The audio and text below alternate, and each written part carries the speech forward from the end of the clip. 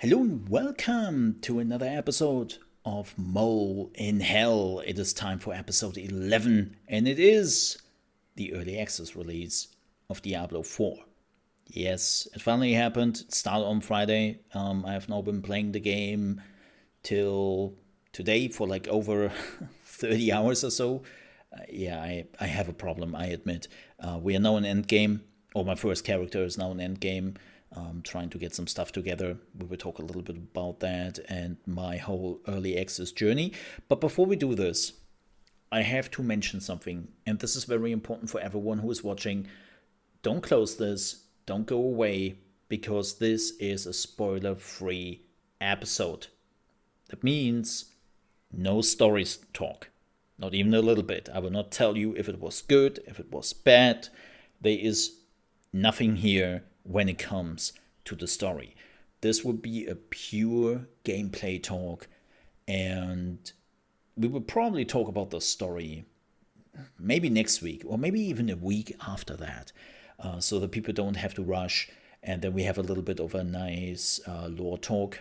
But again, I have finished the story completely.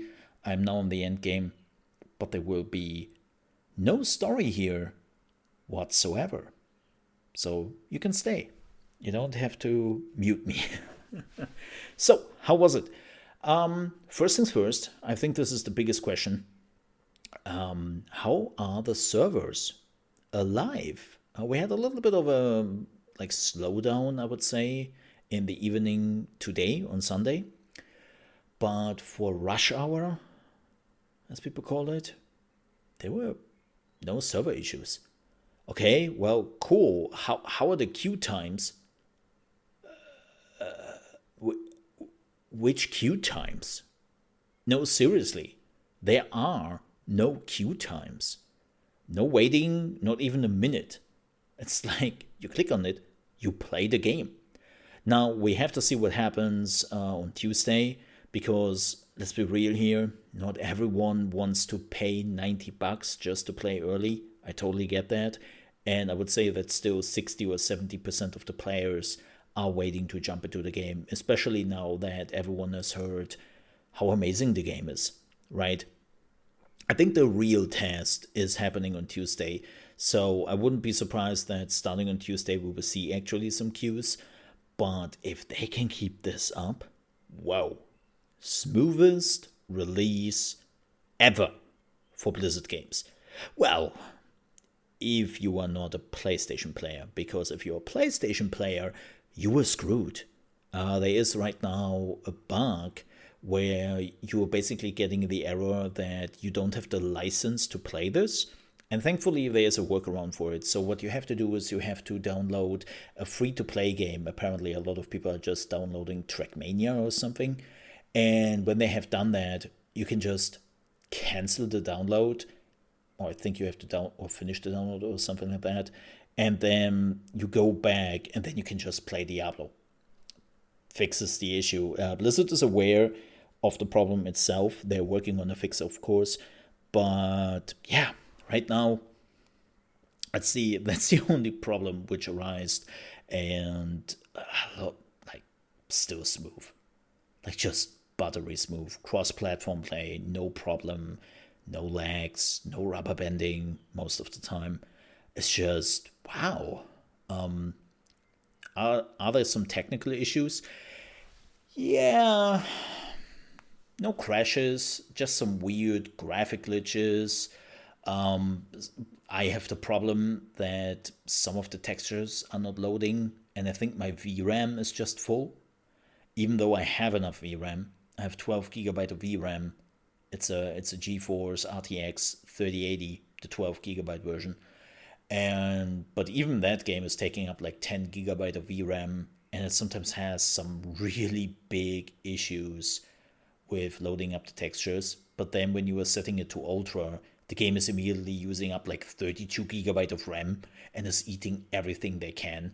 And it's just like, oh my god, you haven't optimized this at all. And yes, no, even DLSS is not helping you there, because it's a RAM issue, not a performance issue in itself. But the performance is great. You can unbound the cutscenes so that they are running in more than 30 FPS, I turned it back on because there were actually some cutscenes who started to have some issues, right? That basically the sound effects were behind.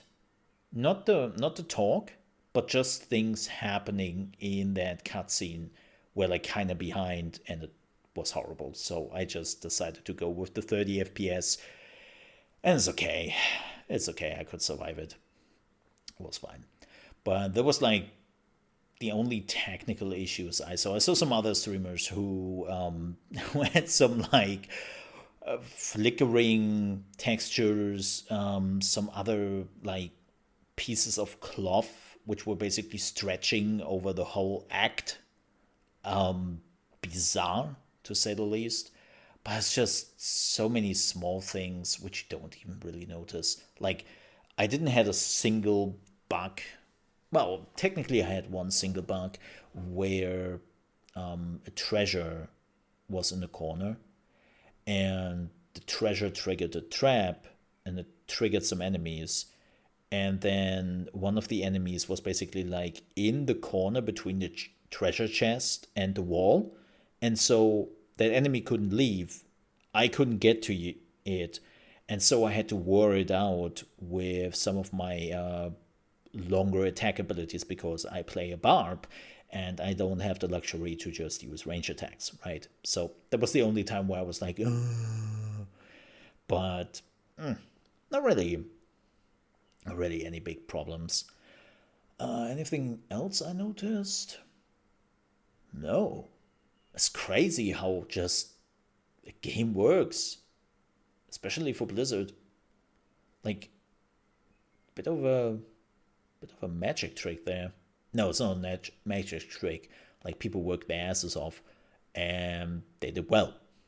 They did really, really well. So, funny enough, we had our first round of nerfs today. So they actually released a patch where they nerfed everything, especially the Paragon board got completely nerfed into the ground. Everything got nerfed on that board, like everything between 30 and 60% minus. It's like, wait, what? What do you mean you just nerfed the attack speed of all the attack speed like thingies on the Paragon board by 50%? Yeah, we did that. Wait, you nerfed bleeding damage by 60% everywhere? Mm-hmm. Okay, and they did this for everything. It's a bloodbath. And if you're wondering why, because Blizzard didn't like the numbers, and especially later on, there was no challenge. People were in World Tier 4. They didn't really have like good equipment, and they murdered everything because the Paragon board gave them too much power. So they nerfed that quite a bit. They nerfed Whirlwind Barb into the ground, as some people would call it. It's still not in the ground. It still does a lot of damage. It's just reasonable now. Like, it's... People were really pissed when they saw the nerf numbers, and they were immediately assuming, oh shit, now the build is useless. No, it's just in line with the other builds again, right? And we will see that quite a bit. Druid also got a good nerf. The Necro got another buff. That's funny. Or most of it. They got a little bit blah, blah, of a nerf with resource generation, but everything else got like kind of buffed because Blizzard is now slowly realizing, oh shit, I think the Necromancer has only one build. Okay, should we just nerf that build to bring it more in line with the others? No, you don't understand. There are no other builds. Oh, yeah. So, Blizzard is still feeling it out, but that was to be expected, really. If you want to see my thoughts on the patch notes, it's in my last live stream, and I think it will also upload it, or maybe I've already uploaded it when I'm done here. We will see. But yeah, if you want to see my whole playthrough, what I think about the story and all that, and how the endgame looked, just check out my last VODs here on the channel, my live stream VODs. And the last one, which we had on Sunday, that was Endgame. There's no story there, so you can go in there and you don't have to fear any story spoilers if you want to check that out. Like, there's nothing there. But Friday and Saturday, we had like a 10-hour stream, then a 12-hour stream, and I finished the story. Yeah, but we will not talk about that, as I said. The one thing I do want to talk a little bit about, which is bound to the story, but has nothing, like, again, no story talk, nothing. It's just that there are some gameplay mechanics which are bound to the story, like getting your mount. And I have to say, Blizzard, like, if you are putting something so important to the main story, please give it sooner to the people. Like, it's pretty close to the end of the campaign. Pretty, like, 2 acts, more or less. But then Blizzard is like, oh shit, we gave you a mount. Yeah, finally. So how about we increasing the size of the areas you have to go to now, and we actually let you run a lot of fetch quests? No, please, Blizzard, don't. Please take the mount away, but please don't do this. Too late. No. So it's like, yeah. Don't do that. That was a bit unfortunate. Oh. Also, what we have to talk about, the Druid and Barbarian class quests. Not talking about the story there. Purely want to talk about the gameplay. Remember when everyone told you that they would be game changers? And they will completely change your approach and the power level your classes have? They do not. No, seriously, they do not. Like, the barb can finally choose like one of the things they have been leveling, like the expertise. You're leveling your weapons, and then you can choose one weapon at a time to take the 3% more crit damage or crit chance against injured enemies when you were using an axe or something like that. And it's like, yeah, okay, sorry. When people were complaining in the beta that the barb was too weak, especially in early on, and people were like, yeah, it's because you don't have the class quest for the barbarian. I was like, no, sorry. That didn't change anything. Druid, okay, Druid gets a few more perks. Like, you can actually get pretty quickly like a lot of like percentage numbers to increase yours. But it's like, in total, it will give you another 5 to 10% more damage or survivability. So the whole spin of, oh my god, this will change your perception of the class, is not happening. I'm sorry. It's not even remotely close. Now, does the barbarian need that? No. Does the druid need that? No. It does not. But again, this whole thing of, yeah, it will totally change everything. No, it doesn't. It totally doesn't. What else? Let me think. I'm thinking how I want to do this. So we dabbled a little bit into Endgame today. And we did the bounty quests, which are exactly like the ones in Diablo 3. The only difference is that they're now kind of endless, right? Like, you can turn them in whenever you are filling up a bar. And then even if you don't turn them in, you already fill up the next bar. So you can just like fill that up over and over again, and then you can just technically like turn in multiple times. The items you were getting out of it, at least on World Tier 1, mostly yellow, not too great. But I didn't have the chance yet to go to World Tier 3, but it is literally the thing which you were doing in Diablo 3 without teleporting to multiple areas, right? You're just going into a specific area, and then there are multiple bounty quests you can do, and that's pretty cool. It takes you maybe 10, 15 minutes at worst, like depending how fast you are and all that. But that was nice. I did a world boss today. I did the, oh god, what's the name? I did the gold dude. The big loot goblin monster thingy. Wow. That thing was so easy. Oh, that thing was so easy in comparison to a Shava. Like, I kid you not. We were all like a little bit underleveled. Or not underleveled, but it's like, okay, here's the world boss. Here are a few level 50s. Here are some like level 45, 46, 42. And then they're trying to do this world boss, and it just worked. We still had like 5 minutes left on the timer. Like, nobody really died. This was, yeah, like, wasn't really hard. And I don't really talk about any of the specs or how well people played it. Like, when you were looking at, what was it, Ashava? Ashava? She has like a lot of abilities who can just mess you up immediately, right?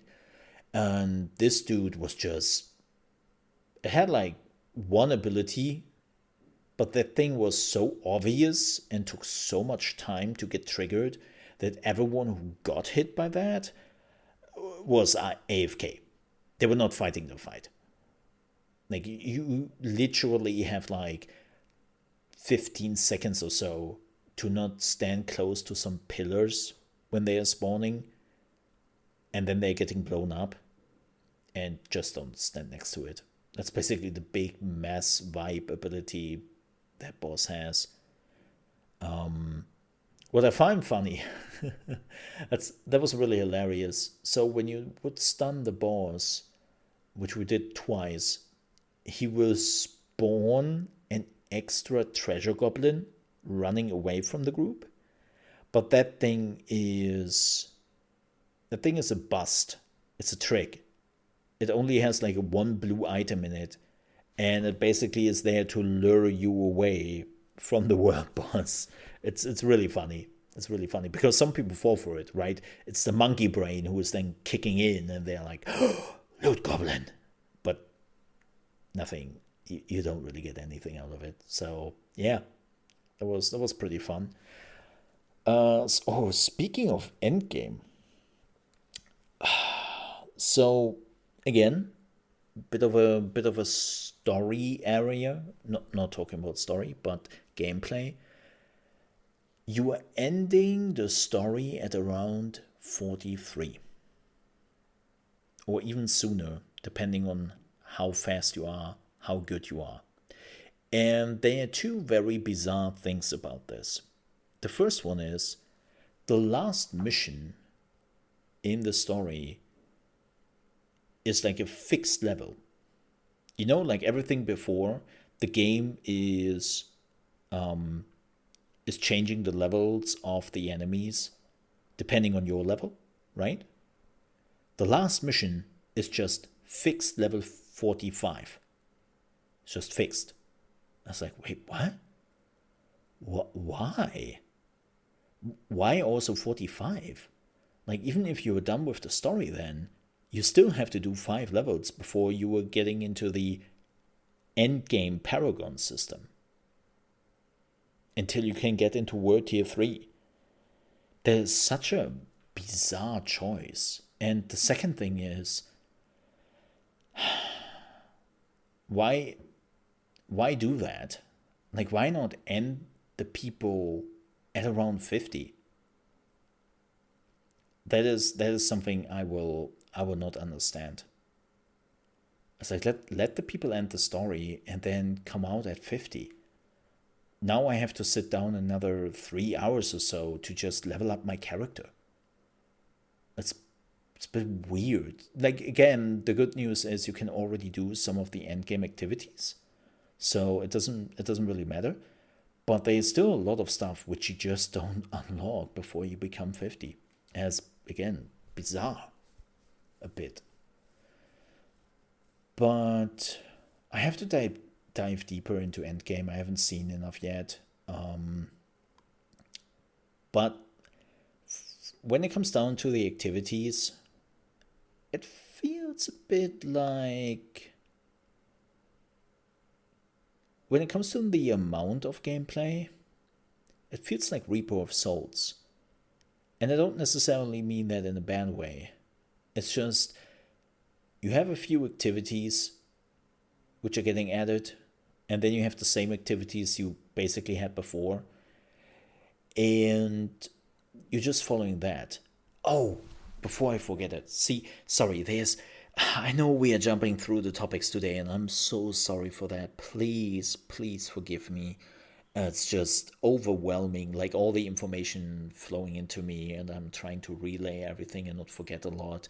Like, I'm again so sorry about that. If I'm looking a little bit like I'm jumping through like all the different categories, right? But also something I really noticed, and the best advice I can give you if you are playing Diablo on Monday evening or Tuesday, play in World Tier 1. Why? Because World Tier 2 is the most useless world tier in this game. I don't know why it exists, but if they want that people can actually like want to play this world tier, they have to add a lot more. But Mole, you are getting 20% more experience and 15% more gold. Yeah, first of all, 15% more gold doesn't matter. Oh, here's 100 gold. You are getting 15% more. Ooh. Keep in mind, later on, you're getting thousands and thousands of gold. So it doesn't even matter. And the 20% more XP, cool. But most enemies have like 50 or 100% more HP and also do more damage to you. So instead of a fight taking, let's say, 1 minute, it takes you now 5 minutes. For 20% more XP, totally not worth it. Totally not worth it. Sure, if you want to have this extra difficulty, sure, go for it. If you like to fight like a lot of spongy enemies, go for it. But even if you are reaching the point of endgame, what most people do is they still farm in tier 1, because when it comes to items, what you have to understand is World Tier 1 is giving you the same amount of items and quality like World Tier 2. You're not getting better items. So what people are doing is they're just preparing their character in World Tier 1, farming a lot of items there very quickly. Then they go into World Tier 2 to do the capstone dungeon you have to do to go into World Tier 3. And then that's it. They're moving to World Tier 3. Nobody is touching World Tier 2. It's an empty world at World Tier 2. It's crazy. So they have to do something about it if they really want people to play this. Which is also great, by the way, for PvP. I did quite a bit of PvP. Well, quite a bit of. I mean, we did it together an hour of PvP, lol. I think the best way is just go to World Tier 2 and nobody will be there. Because the whole thing is like kept around the world tiers and some level. I'm not sure how that works, but there is some level thing in place. Like level 39 to level 49, I think, is the level curve. And then 50 is again like its own thing. So you never fight against somebody who already has Paragon points because they're making you so much more powerful, which is pretty good, right? But PvP is fun, man. PvP has been really fun. The only thing I do not like, and this is something I'm not sure how to explain that, but so here's the thing. Here's the thing. You want to create a build which is designed around PvP. And I hear some people say immediately, well, duh. Hear me out. The problem is, respec is becoming really expensive. Like, I have like 260,000 gold. One respec would cost me 60,000. If I have to spec back into PvE, then I probably have to pay another 40,000 or so because it's a percentage number, right? So swapping between PvE and PvP is just too expensive. It's just too expensive. And I don't know why Blizzard is doing that. Like when you're playing Last Epoch or even Grim Dawn, like the games who are allowing you to respec, why making it so expensive? I don't understand. It's a weird thing. But what a lot of people would do, and I will probably do this here very soon, they're just leveling up a second character. We just level up the second character for PvP. Just for that. Because that's not feasible. And you can just get XP. You can get levels. You can get good equipment, like really, really good equipment in PvP. For a lot of people who might not know this, by the way, I will make a full-on PvP video in due time. But it's not just the shards, which is the will become PvP currency thing from the enemy, but they are also items. They're dropping tons of yellow items, tons of uniques. It's kind of insane how much is dropping there. And nobody can steal that from you. The shards? Sure. The items? Nah. That's yours. Immediately when it drops, that's yours. So, because you have a higher chance in the PvP territory, because there's a chance that you can get attacked, even if you're not getting any of the shards, you just got a lot of good items out of this zone. So I can see people just having PvP characters, because they don't have to do PvE ever. They don't have to leave the PvEP zone. So we will see how that goes. I will be really honest here. I am so curious to see how PvP will go. There will be some big changes coming down the line. I can already guarantee you this. Why? Because even though you have a buff where 92% of the damage will get eliminated in PvP even before your armor and your other stats are like kicking in, I had multiple moments where I got basically two-shotted. So Blizzard will make some big changes down the road. Yeah. They will probably lower the damage output by like 60% again. It's